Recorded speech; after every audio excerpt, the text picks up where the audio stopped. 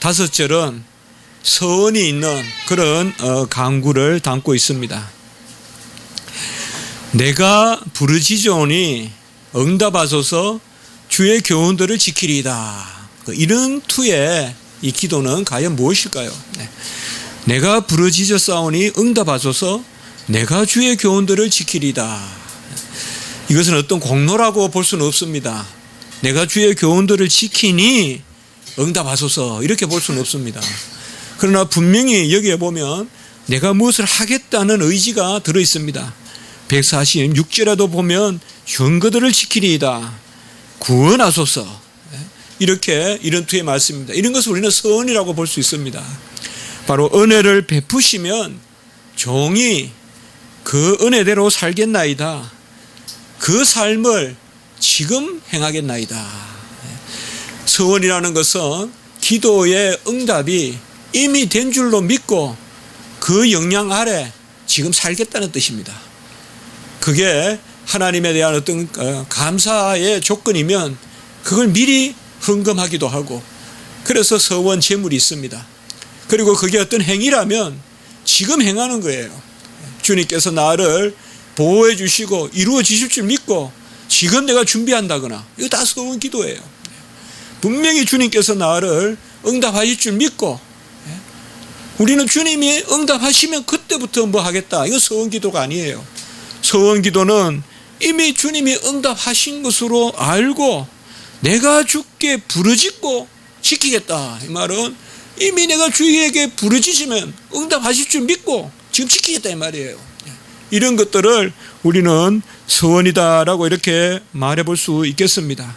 그래서 오늘 마지막 세 절 150, 151절, 152절은 이 시편 기자가 처해 있는 상황을 이야기해주고, 앞에 다섯 절은 크게 봤을 때 이 기도와 서원 혹은 간구와 서원을 담고 있는 그런 부분으로 우리가 한번 생각해 볼 수 있겠습니다. 대체로 우리가 매주 이렇게 말씀을 나누는 것은 어떤 문학적으로, 문해적으로 또 편집적으로 나누는 그런 순서가 아닙니다. 우리가 크게 기도라 이렇게 정의를 내리지 않았습니까? 시편은 그 가운데서 우리가 전체적으로 내용적으로 이렇게 좀 나누어 보고 있습니다. 먼저 저자가 처해 있는 상황을 우리가 뒷부분에 나오는 말씀을 조금 먼저 살펴보는 것이 유익할 것이라고 여깁니다. 150절에 보시면 악을 따르는 자들이 가깝고, 그리고 그들은 주의 법에서 멀다라고 이렇게 말씀하고 있습니다. 이것이 저자가 처해 있는 상황입니다. 악을 따르는 자들이 가깝다. 여기 악을 따른다는 말은 사양개가 짐승을 몰아붙이듯이 아주 급박하게 뒤쫓는 그런 동사가 사용되어 있습니다. 악을 향해서 내달리는 자들이죠. 선에 대해서는 느긋하고, 선에 대해서는 매임이 없고요. 선에 대해서는 아무 근심이 없고, 우리가 로마서 6장에 보면 은혜 아래 사는 사람들은 죄에 대해서는 자유하나 의에 대해 매여 있다 이 말이죠. 그게 의의 종이거든요. 그러나 우리가 거듭나기 전에 죄의 종이었을 때는 의에 대해서는 자유로웠으나 죄에 매여 살았다. 이게 바로 죄에 매여 있는 모습들이에요. 악을 따르는 자들, 마치 사냥개가 먹이를 낚아채려고 바짝 붙어서 따라가듯이 악을 그냥 사냥개같이 쫓는 사람들, 그런 사람들이 가깝다라고 이렇게 말하고 있습니다. 우리는 느긋해야 할 게 있고 서둘러야 할 게 있습니다. 악에는 우리 심정이 신속해요. 그러나 선과 의에는 늦어요. 좋은 일은 한 3달, 4달 걸려서 하는데 악은 그냥 그날 해버려요. 거꾸로 돼야 돼요. 악에는 늦고, 물론 악은 안 해야 되겠죠. 그러나 일단은 그 자리를 모면하고요. 일단은 두고 보고, 일단은 기도하면서 이기려고 하고, 악을 그 자리에서 빨리 그냥 처리해 보려고 하면 져요, 우리가. 그래서 악에는 우리가 늦고 선에는 빨라야 되는데, 우리의 심정이 대체로 우리가 아는 바가 아닙니까? 악에는 빠르다 이 말이에요. 누가 새치기 하면 금방 내 입에서 그냥 여기 탁 튀어나온다 이 말이에요. 악에는 빠르다 이 말이에요. 그러나 누가 나에게 도움의 손길을 베풀어 주고 나에게 어려울 때 먹을 거 주고 그런 거 갚는 것은 잘 까먹는다 이 말이에요. 그 살다가 10년 20년 만에 기억하는 사람도 있고 그래서 그런 사람들이 또 무슨 옛날 생각에서 자기도 남을 돕는 일도 하고 그래 우리가 미담을 많이 듣지 않습니까? 여하튼 지금 이 저자의 상황은 그런 것입니다. 그들은 주의 법에서 멀다라고 이렇게 말하고 있습니다. 여기 주의 법은 말할 것도 없이 토라입니다. 언약의 법에서 멀다. 곧 하나님의 은혜에서 멀다는 것입니다. 우리가 율법에 가까이 있다는 것은 은혜에 가까이 있다는 것입니다.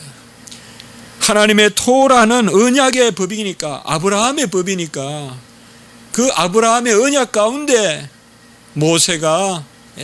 모세의 손을 통하여 중보자의 손을 통하여 주님께서 주신 것이기 때문에 악에 가까울수록 우리는 법을 멀리합니다. 율법에 가까이 있다는 것은 은혜에 가까이 있다는 것이고 율법을 가까이 한다는 것은 이미 은혜의 길이 있다는 거예요. 그 안에 물에는 물길이 있고 땅에는 길이 있고 하늘에는 하늘길이 있다면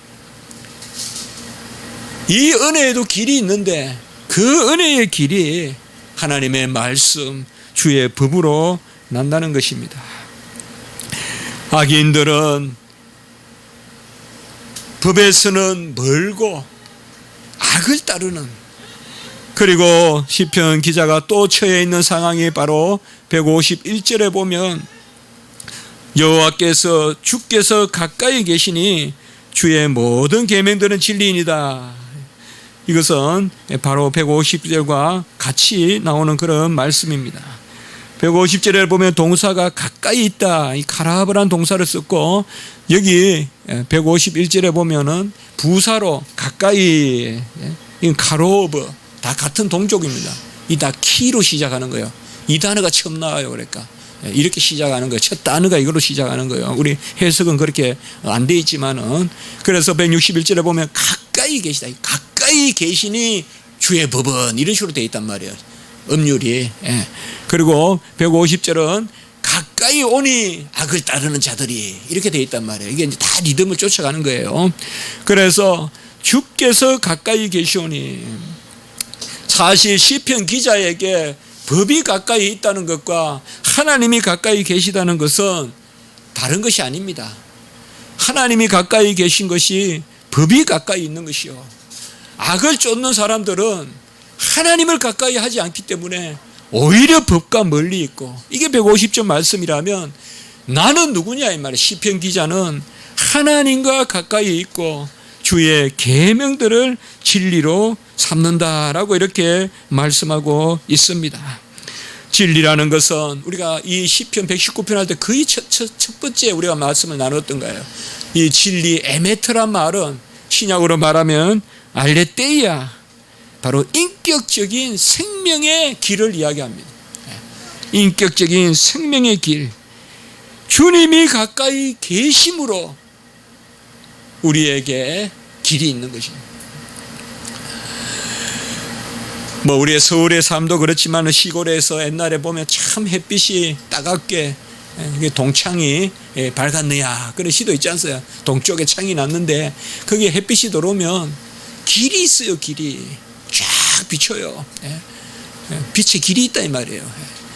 그 빛의 임재가 여호와의 임재라면 그 길이 바로 말씀이라 이 말이에요. 빛이 여호와 바로 그 빛이 말씀이잖아요. 말씀 안에 빛이 있고 그게 사람들의 생명인데 그 빛이 임하면 그래서 주께서 우리에게 가까이 계시니 주께서 가까이 계시는 것과 주의 계명들 미스바 이것이 에메트다 진리다라고 이렇게 말씀하고 있습니다. 좀 가한 이야기일지 몰라도 주님이 가까이 하지 않는데 법만 이야기하는 거 이게 율법주의입니다.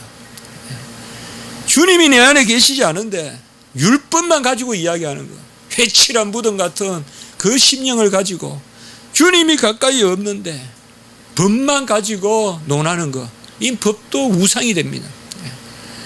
법도 우상이 돼요. 모든 게 다 우상이에요. 은사도 우상이요, 직분도 우상이에요. 소명도 우상돼요. 주님이 함께 계셔야 돼요. 주님이 없이 소명만 이야기하고, 주님이 없이 은사만 이야기하고, 그거 다 헛된 것 아니겠어요? 이미 그 말 자체가 마찬가지입니다. 바로 진리 가운데 주께서 가까이 하심으로 주의 계명들이 생명의 길이 되는 에메트 알레테이아, 그 진리인이다. 이게 바로 시편 기자의 고백입니다. 우리는 두 번 생각할 수 없이 이것이 우리의 삶의 길이 되어야 되고, 날마다의 고백이 되어야 되고, 이게 내 삶을 지배해야 돼요. 하루 동안 주의 말씀이 길이고, 주의 말씀이 가까이 있는 것이 주님이 나에게 가까이 있는 것이고, 베드로와 같이 주의 말씀이 계시오니 어디로 가리이까?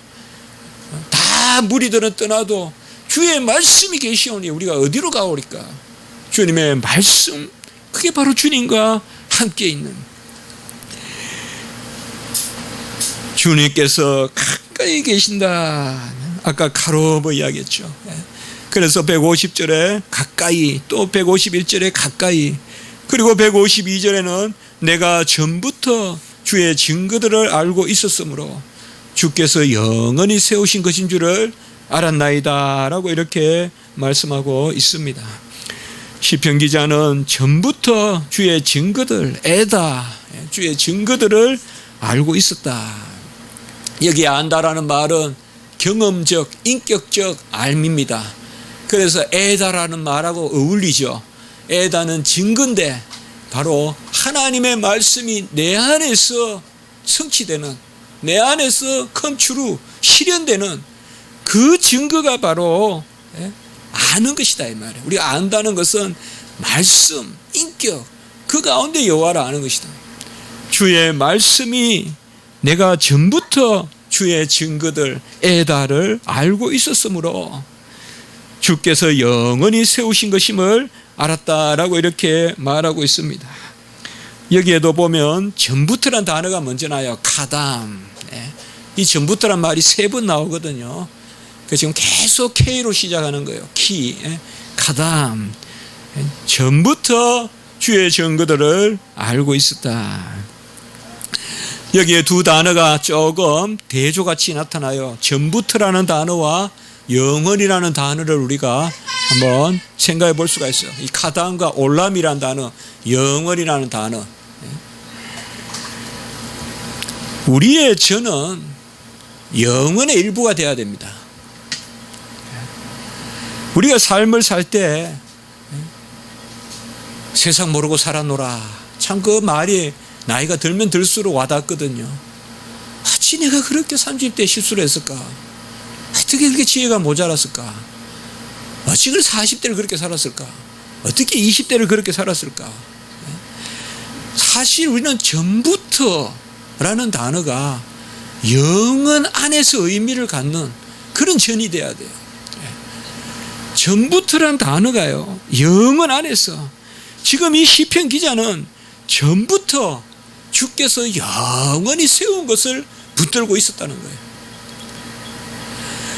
우리가 이 땅에서는요 전혀 유치하지 않고 이 땅에서는 그날 그렇게 살아가지만 우리가 나중에 해고해보고 또 하늘나라 가서 하나님 품에서 우리가 생각해 볼 때, 야, 그 옛날에 그 일 참 유치했어.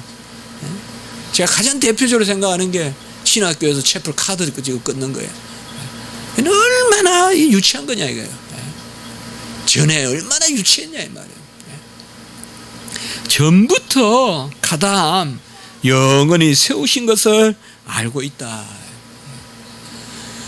우리는 간혹 머리를 틀어야 돼요. 그 기도해야 돼요. 안형에 휩쓸려 가요. 수치스러운 일을 해요. 그리고 지나고 나서 옛날에 내가 후회해요.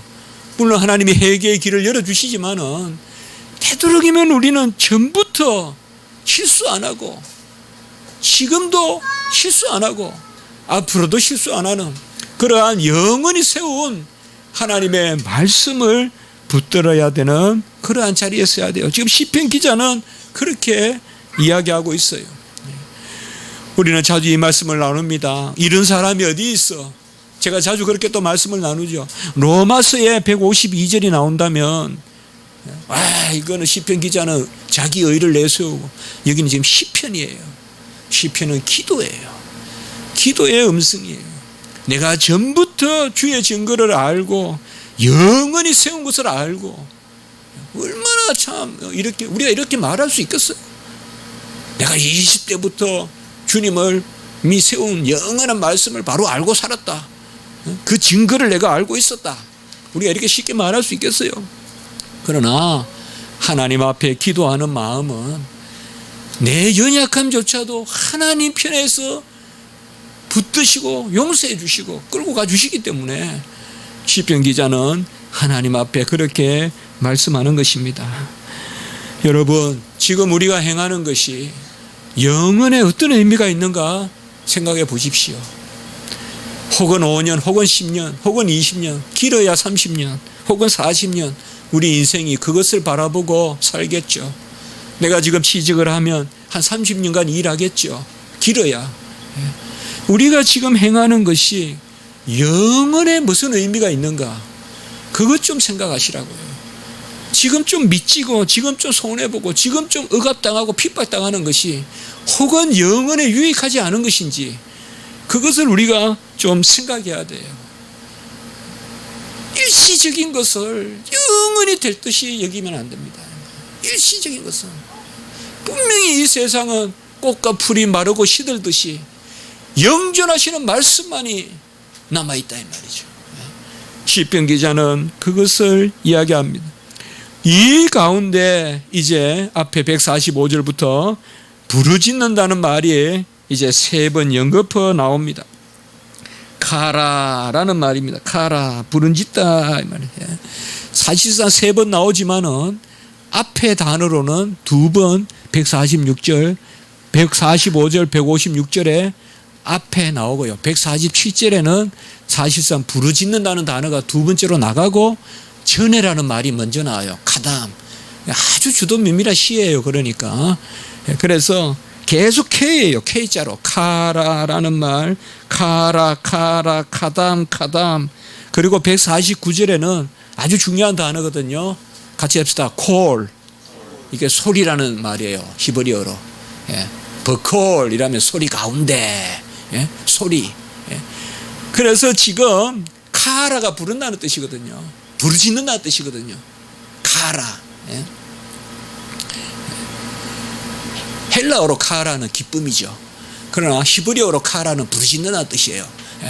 부르짖고 그리고 전에 147절에는 전에 148절에 이것도 보면요. 여기 전에라는 말이 없잖아요. 주의 말씀은 조용히 엎드리고 내가 새벽녘에 이렇게 되어 있는데 이것은 본래 보면 옛날 성경에는 어떻게 되어 있어요? 날이 밝기 전에 이렇게 되어 있어요. 이런 번역이 새 번역이 좀 문제가 있다는 거예요. 왜 여기에 전에를 놔둬야지 왜 이렇게 새벽으로 그냥 의역을 해버리냔 말이에요. 전에는 어떻게 되어 있는가 하면 바로 날이 밝기 전에 되어 있어요. 분명히 카담이거든요. 그래서 145절, 146절에는 카라, 그 다음에 147절에는 카라가 있지만 여기 뒤로 가고 카담, 전에가 먼저 나오고 148절에도 새벽녘이 이게 아니고 바로 밤이 날이 밝기 전에, 새벽이죠. 그러니까 날이 밝기 전에, 의역 안 하고 그냥 날이 밝기 전에 이렇게 하면 좋단 말이에요. 그럼 전에. 그리고 149절에는 콜이 나오고요.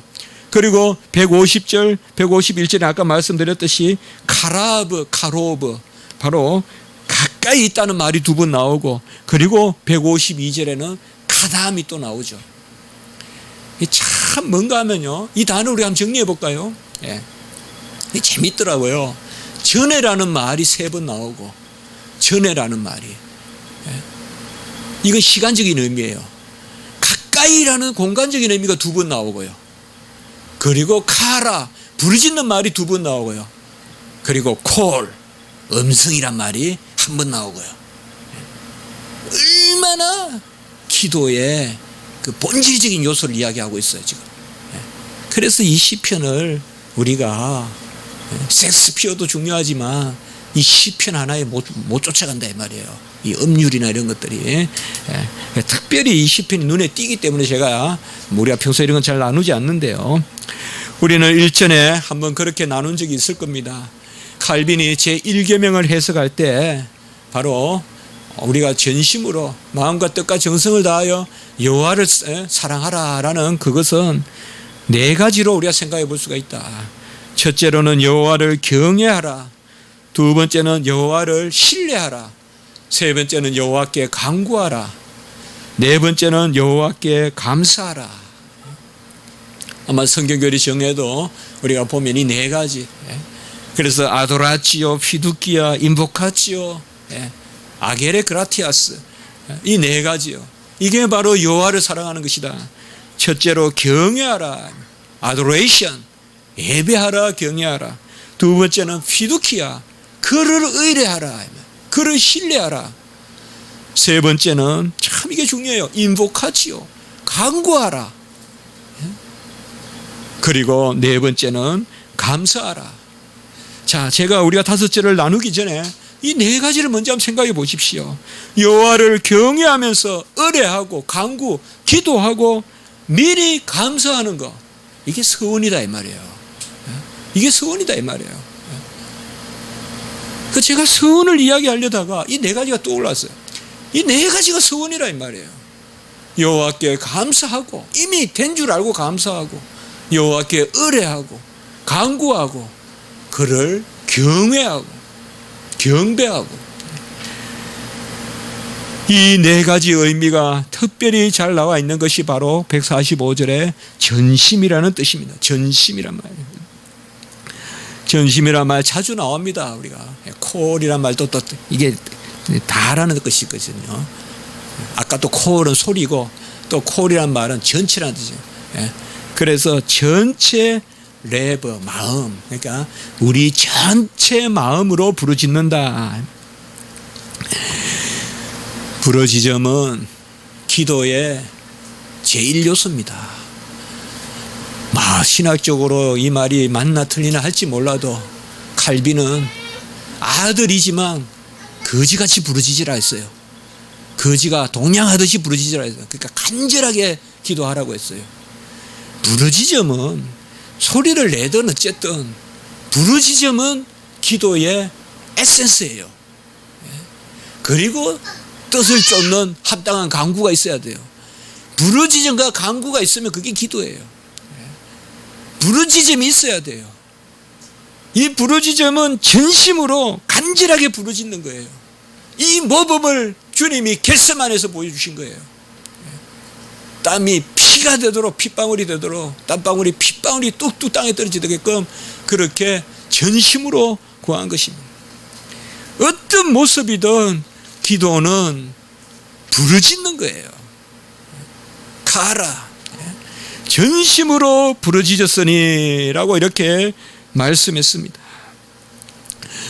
바로 시편 기자가 하나님의 말씀을 의뢰하고, 우리가 후반부에 나왔지만은 내가 말씀을 떠나지 않고 영원히 세운 말씀을 전부터 알고 있었다, 부부가 알듯이 알고 있었다라는 말을 쓸 수 있는 것은 달리 알고 있고 내가 잘 지켰다는 말이 아니라 기도했다는 거예요. 간구했다는 거예요. 우리는 하나님 앞에 무엇을 했다라고 말할 수 있는 것은 기도 외에는 없어요. 기도의 응답 외에는 내가 무엇을 했다고 말할 것이 하나도 없어요.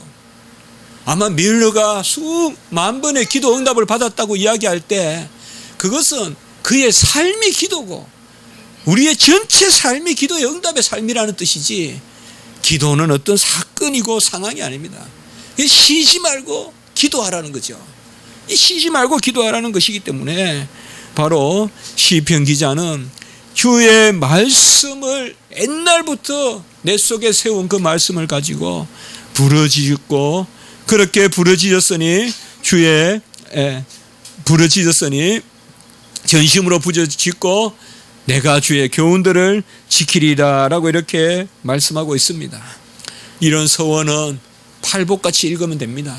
팔복의 어투라고 말이죠. 어떤 조건이 아닙니다. 부르짖었으니까 또 지켰으니까 그런 게 아니라 여호와 하나님께 기도하니까 우리를 지키게 하신다는 말이에요. 지키게 하신다는 것입니다. 147절에도 보면 주의 내가 날이 밝기 전에 부르짖었고 주의 말씀을 바라싸우며 라고 이렇게 말씀하고 있습니다.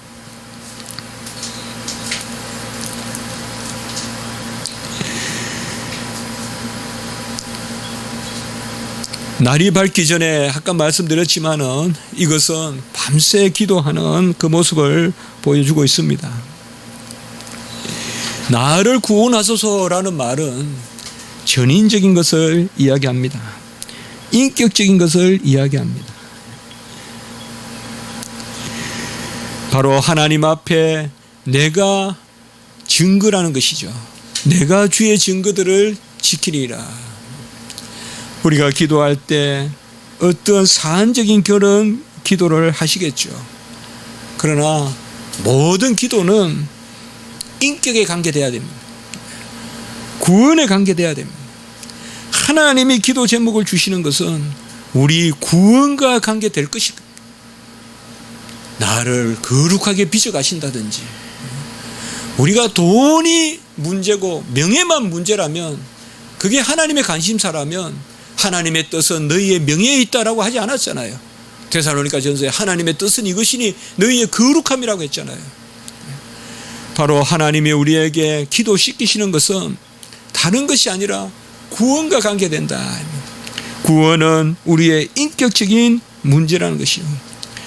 그 내가 주의 증거들을 지키리다 라고 이렇게 말하고 있습니다. 에다라는 말이 역시 나왔습니다.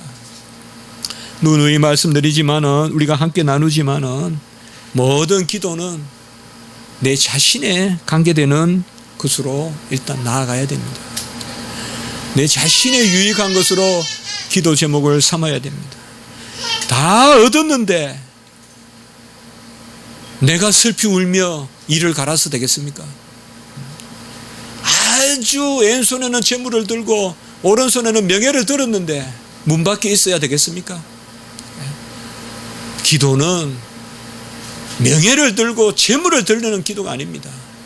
우리가 문 안에 거하고 여호와 하나님과 더불어 먹고 마시고 내 인품이 자라고 성격이 자라고 그래야 돼요, 여러분들. 가난하면 참 슬프죠. 본인도 슬프죠. 특별히 자녀들이 가난하면 부모님들이 얼마나 슬플까요? 그 집에 가서 먹을 것이 없다든지 하면. 그러나 우리 인생을 살다 보면 먹는 게 다는 아니잖아요. 그 먹는 거 없으면 안 된다라고 이야기하는 것이 틀리지 않지만은 또 먹는 것 때문에 고생을 많이 해본 사람에게 먹는 게 아무것도 아니라 그러면 큰 말도 안 되는 소리를 하겠지만 그럼에도 불구하고 우리는 우리 자신을 가꾸기에 힘써야 된다. 우리 자신을 가꾸기에 힘써야 돼요. 시편 기자의 이 강구 가운데 왜 우리는 명예를 찾을 수 없을까요? 시편 기자가 총리시켜달라고 기도한 적이 있습니까? 시편 기자가 재물을 쌓아달라고 기도한 적이 있냐 이 말이에요. 그냥 이렇게 나를 구원하소서 내가 증거를 보았나이다. 내 삶의 증거라 이 말이에요. 내 인격의 증거란 말이에요. 그러면 다 따라오는 거예요. 이게 크리스찬의 삶이 돼야 돼요. 제가 미국 가서 신학교에서 동료들에게 조금 느낄 수 있는 부분이 이런 부분이에요. 이게 조금 부럽더라고요. 뭐 재물이나 이런 거 관심 안 갖는데 그냥 재물은 있는 거예요. 그들은. 그게 선진국이더라고요. 뭐 크게 관심을 안 갖는데 그냥 뭐 저래도 살까 하는데 살고 있더라고요. 우리는 이것을 감사해야 돼요. 지금 내 주머니에 뭐가 많이 없고 그게 우리 성도들의 삶이라고 저는 생각해요. 예. 있으면 또 풀어야 되고, 예. 그걸 뭐 움켜쥐 가지고 막 뭐 복주머니 채우듯이 그냥 계속 쌓고 말이에요. 예. 그런 이미지가 아니에요. 그런 이미지가 아니에요. 계속 똑같은 말이에요. 어떤 시편 기자가 보면 겨우 하면 뭐예요? 원수가 가까이 온다. 대적들이 나를 업신여긴다. 뭐 이런 표현들이에요. 그것도 또 말씀으로 이겨나가죠. 우리는 이런 것에 주목했으면 좋겠어요. 네. 나를 구원하소서. 147절에도 보면 내가 날이 밝기 전에, 이것도 146절과 147절 같이 아까 제가 말씀을 드렸어요. 네. 날이 밝기 전에, 예, 부르짖으며, 제가 좀 아까 착각했는데요. 주의 말씀을 바라싸우며 147절, 예, 여기 카담, 예. 아까 나왔고요. 148절에도 주의 말씀을 조용히 엎조리려고 내가 새벽녘에 눈을 떴나이다 라고 이렇게 말씀하고 있습니다. 엎조린다는 말은 말씀을 새긴다는 것, 그것을 이야기하는 것입니다. 그리고 149절에 보면 주의 인자하심을 따라 헷세들을 따라 내 소리를 들으소서. 여호와여 주의 규례들을 따라 나를 살리소서라고 이렇게 노래하고 있습니다. 아까 말씀과 같이 살린다라는 말은 그 위에 구원하소서 146절에 그 말씀하고 통하겠습니다. 내 소리를 들으라. 콜이라고 아까 말씀을 나눴어요. 이렇게 기도하고 있습니다. 우리가 살면서 서원이라는 게 뭘 의미할까요? 우리는 사실 모든 기도는 서원 기도라고 감히 이야기해 볼 수 있습니다. 시편에 나오는 기도는 거의 다 서원 기도예요. 우리는 많이 나누었어요. 어떻게 보면 서원이라는 것을 너무 우리가 세속적으로 해석할 수 있어요. 우리는 기도할 때 이미 하나님이 다 이루어 주실 줄 믿고 지금 허리띠를 졸라매고 그 다음 날의 삶을 살고 그게 기도지. 할지 안 할지 그냥 던져놓고 기다리는 거, 이건 기도의 응답의 삶이 아니라고 저는 생각해요. 모든 기도는 다 서원의 기도예요. 심지어 우리가 선택의 기로에 놓여 있는 그 상황조차도 이미 서원의 상황이 돼야 돼요. 하나님이 이미 응답하시고 그 가운데 나에게 선택의 기로에 놓아주시는 것이지, 아직 응답하지 않고 선택의 기로에 두셨다라고 봐서는 안 된다는 거예요. 우리가 선택할 때 이 길이냐 저 길이냐를 놓고 선택할 때 지나고 나면 사실상 무엇을 결정했다기보다도 그 전에 하나님이 이미 우리에게 준비시켰다는 것을 알 수가 있어요. 마찬가지예요. 모든 기도는 다 서원이고, 이런 의미에서 유일하게 맹세할 수 있는 거예요. 우리는 맹세하면 안 돼요. 그러나 서원은 맹세할 수 있어요. 이건 헛맹세가 아니에요. 왜요? 하나님이 하시는 것을 전제하고 내가 어떻게 하겠다고 하기 때문에 이것은 헛맹세가 아니란 말이에요. 성도 여러분, 우리가 살아갈 때 간혹 서원은 우리 신앙의 가장 클라이막스가 될 수가 있고, 간혹 서원은 이미 하나님이 우리의 길을 인도하는 가장 큰 위로와 평강이 될 수가 있습니다. 하나님이 응답하지 않는 하나님이 아니시잖아요. 다만 다양하게 우리가 알 수 없는 곳조차도 헤아리시면서 우리의 삶을 끌고 가시잖아요. 우리가 무슨 일을 놓고 기도할 때 새벽을 깨우고 밤을 새우며 하나님 앞에 말씀을 붙들고 기도할 때 무엇보다도 우리 자신을 놓고 기도하고, 하나님의 관심사는 나의 인격이고 하나님의 관심사는 나의 거룩함이고, 곧 쉽게 말해서 하나님의 관심사는 구원서정입니다. 나를 구원하소서. 구원서정에 재물의 많고 적음이 직접 영향을 미치지 못합니다. 재물이 많다고 성화되는 거 아니라 이 말씀이에요. 명예가 많다고 대통령이라고 성화되는 거 아니라 이 말이에요. 학교 교장이라고 성화되는 거 아니라 이 말이에요.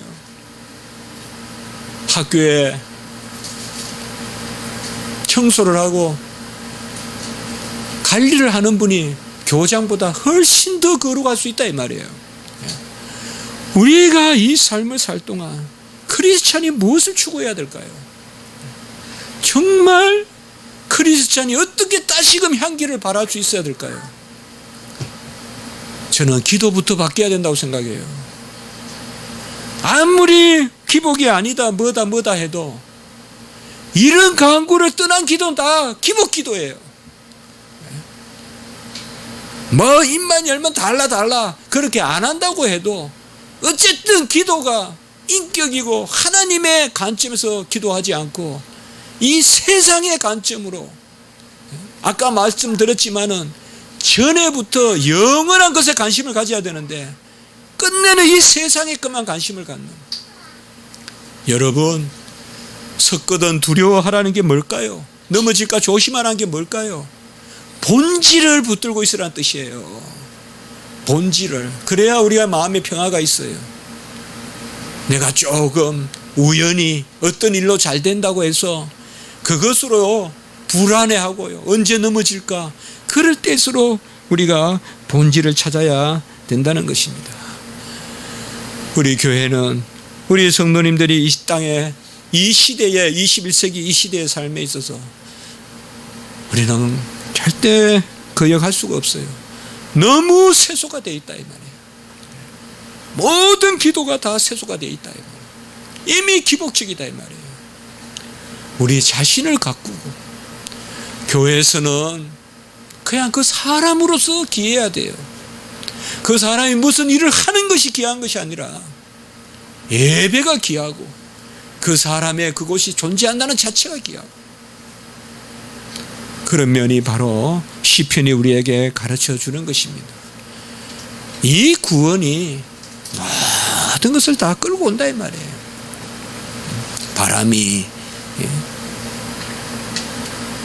수분을 안고 비를 안고 오듯이 바로 오늘 말씀을 우리가 기억하면서 내가 처한 상황이 과연 하나님의 말씀의 묵상에 붙들려 있는지, 그리고 그 가운데 우리가 얼마나 하나님 앞에 기도하고 있는지, 이런 것들을 기억하면서 하나님 앞에 내어놓고 나아갔으면 좋겠습니다.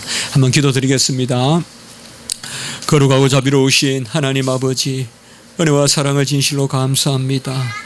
우리가 여러 가지 일로 하나님 앞에 나아가고 간구합니다.